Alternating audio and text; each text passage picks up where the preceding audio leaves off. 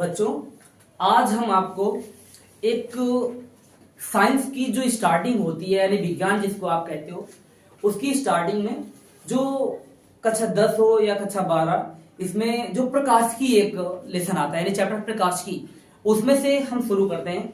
और पहले चैप्टर का नाम भी बताते हैं कि हाँ प्रकाश हम पढ़ाने जा रहे हैं। आज हम आपको प्रकाश यानी लाइट के बारे में समझाएंगे क्या क्या लाइट से संबंधित होता है। क्योंकि बच्चों से जब बात करो तो बच्चे बोलते हो पूछो लाइट क्या होता है या प्रकाश क्या होता है, तो बच्चे कहते हैं जो हमें सूर्य से दिखाई पड़ रहा है वो लाइट है। अरे भाई वो कहाँ से लाइट है? लाइट तो सभी जगह प्राप्त हो रही है। लाइट में क्या क्या विशेषता है, किसके कारण हम वस्तु को देख पा रहे हैं, ये सब आपको हम बताएंगे। देखिए कैसे बताते हैं। देखिए आज का टॉपिक हम लेते हैं प्रकाश। सबसे पहली बात ये जानिए कि प्रकाश एक ऊर्जा होती है। क्या होती है? ऊर्जा। इसके बारे में देखेंगे प्रकाश एक प्रकार की ऊर्जा होती है जो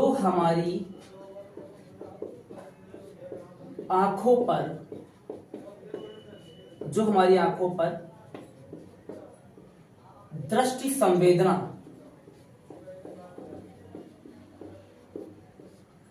संवेदना उत्पन्न करती है।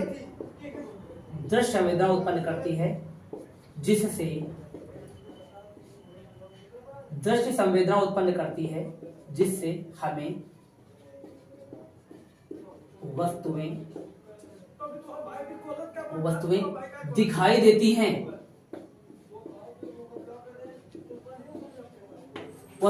देती हैं। क्या हमने बताया कि प्रकाश एक प्रकार की ऊर्जा होती है जो हमारी आंखों पर दृष्टि संवेदना उत्पन्न करती है जिससे हमें वस्तुएं दिखाई देती हैं। दृष्टि संवेदना का अर्थ क्या है? हमें किसी वस्तु को देखने के लिए प्रेरित करना। क्या करना? प्रेरित करना। अब इस प्रकाश की इस गुण के आधार पर हम कह सकते हैं कि वस्तुएं हमारी दो प्रकार की होती हैं। वस्तुओं के बारे में बताएंगे, लिखेंगे वस्तुएं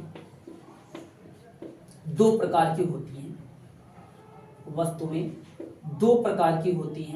कौन कौन सी होती है देखिएगा, दो प्रकार की होती है।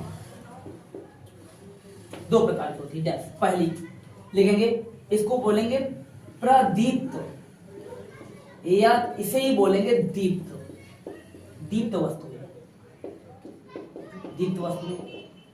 इसके बारे में कुछ उदाहरण बताते हैं, या इनके बारे में अगर हमें बताना हो तो परिभाषा के तौर पर कह सकते हैं कि वे वस्तुएं जिनसे हमें प्रकाश निकलता हुआ दिखाई पड़ता है वो हमारी दीप्त वस्तुएं कहलाती है, प्रदीप्त वस्तुएं कहलाती हैं।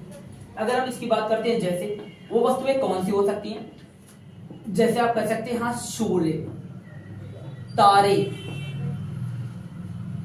जलती हुई मोमबत्ती,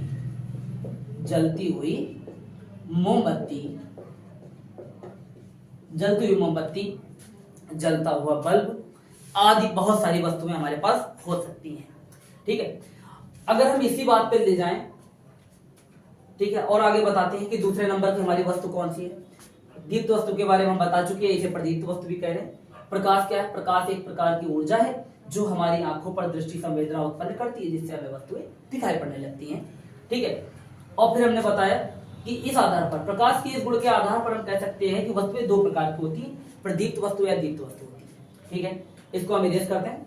आप लोग वीडियो रोक कर इसको नोट करेंगे और फिर हम आगे बताते हैं। जो इसका दूसरा गुण है या दूसरी वस्तु है, इसको बोलेंगे अदीप्त या अप्रदीप्त वस्तुएं। अप्रदीप्त वस्तुएं कौन सी हैं? देखिए या हम बोल सकते हैं कि वे वस्तुएं जिनसे प्रकाश उत्पन्न नहीं होता है, परंतु जब इन वस्तुओं पर किसी दीप्त वस्तु से प्रकाश पड़ता है तो ये वस्तुएं हमें दिखाई पड़ने लगती है। परिभाषा लिखेंगे वे वस्तुएं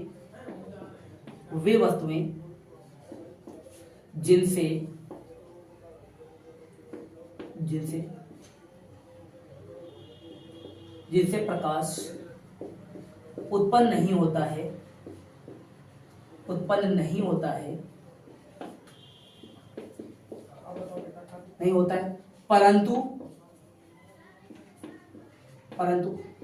इन वस्तुओं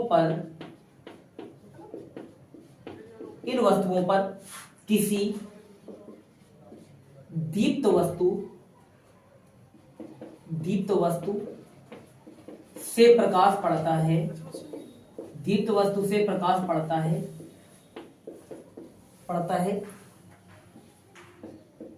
है तो ये हमें दिखाई देने लगती हैं, दिखाई देने लगती हैं। ये हमारे पास अधिक वस्तु की परिभाषा बनेगी कि वे वस्तुएं जिनसे प्रकाश उत्पन्न नहीं होता है, परंतु इन वस्तुओं पर किसी दीप्त वस्तु से प्रकाश पड़ता है तो ये हमें दिखाई देने लगती है। जैसे इनके क्या उदाहरण बन सकते हैं, ये हम परिभाषा ऊपर की थोड़ी सी बैठ देते हैं, इसके बारे में बताते हैं आपको। टॉपिक तो भाई लिखना पड़ेगा, टॉपिक के बारे में तो बताना पड़ेगा। जैसे ये क्या हो सकता है, देखिए इसका जैसे कौन हो सकता है।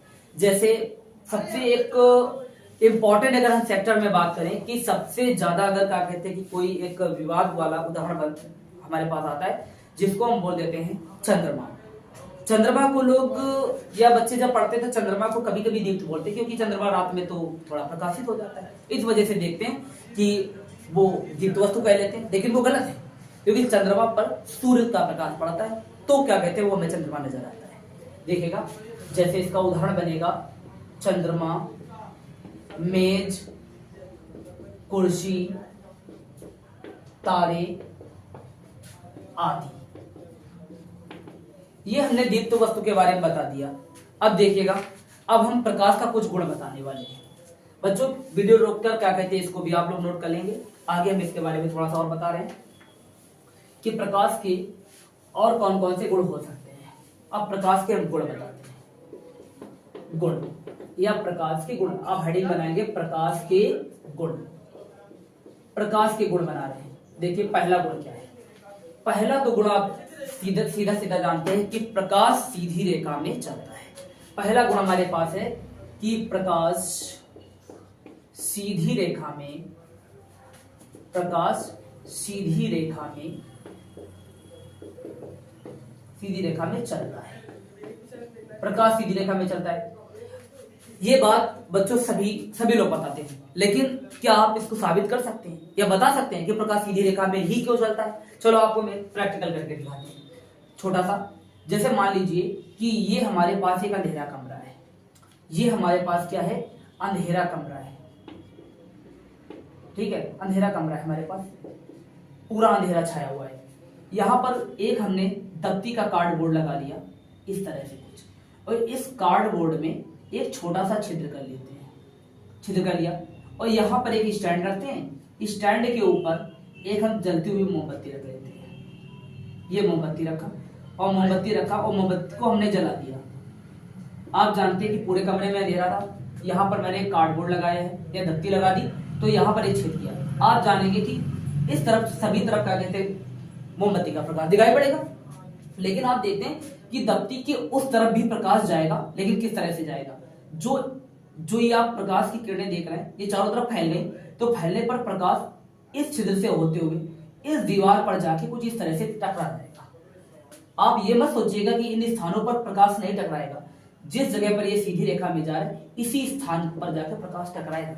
यानी इस बात से भी हम साबित कर सकते हैं, छोटे से प्रैक्टिकल को बना के बता सकते हैं कि प्रकाश हम सीधी रेखा में चलता है। ठीक है, ये एक हम उदाहरण के तौर पर आपको बता दें प्रकाश सीधी रेखा में चलता है।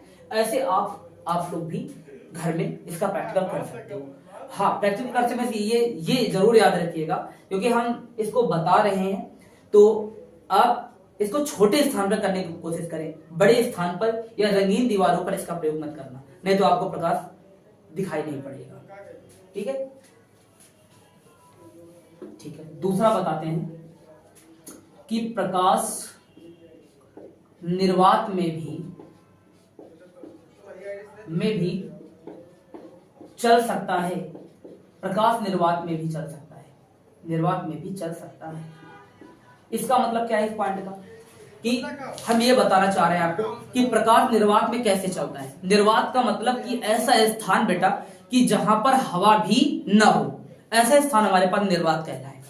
जैसे अगर हम निर्वात का संधि विच्छेद करके दिखाएं तो ये बन जाएगा हमारे पास निर्धनवात। निर मतलब होता है बेटा नहीं, और वात का मतलब होता है हवा, यानी वो स्थान जहां पर हवा भी ना हो वो स्थान हमारे पास निर्वात कहलाएगा।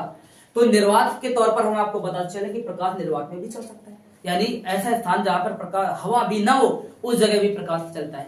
आप कहेंगे कि ऐसा स्थान कहां पर है, तो हम बोलेंगे सूर्य, पृथ्वी के बाहर का क्षेत्र, वहां पर तो हवा भी नहीं है, हवा नहीं है तो वहां पर क्या है, निर्वात। ऐसे स्थानों पर क्या कहते हैं कि प्रकाश तीव्रता से चलता है। और इस जगह पर या निर्वात में प्रकाश की जो चाल है, तीसरा पॉइंट बताते हैं, निर्वात में प्रकाश की चाल 3 गुणे 10 की घात 8 मीटर बटे सेकंड की कोटि, बस इतना लिखिए, 3 गुणा 10 की घात मीटर बटे सेकंड होती है।